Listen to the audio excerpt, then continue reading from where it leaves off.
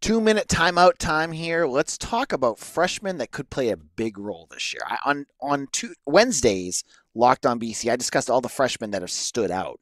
But if you were to ask me to pick one player that I think could actually play a big role this year, I'm going to go with Bo MacCormack, the running back for BB&N. Now, I've watched, I discussed it on the show, that he's a guy that really has stood out in terms of just being physical. You know, he scored a touchdown on Tuesday. Love the way he's playing. But right now, if you were to look at that roster, you imagine that there's probably three guys that could be in front of him. It's going to be Broome, McDonald, and Turbo. So, you know, being potentially fourth on that depth chart, how is he going to play? Well, it's a simple math equation in my brain. BC usually plays three running backs. Last year, we saw a lot of Jordan McDonald, Kai Robichaux, and Trayshawn Ward. Different points, they had different guys playing. But what happened at different points? Guys got banged up. Running back is clearly a physical position. It's a tough one.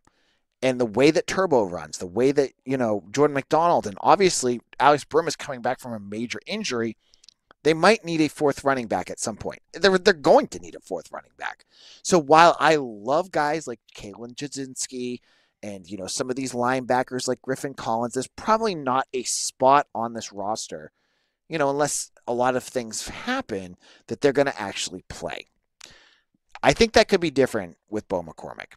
I think you could be seeing, especially later in the year, and this is great for him as he continues to grow and develop and you know, get that college body. He could be that running back we're talking about come December.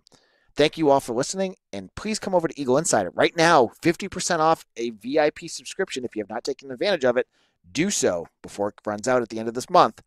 Thank you all. We'll see you again soon.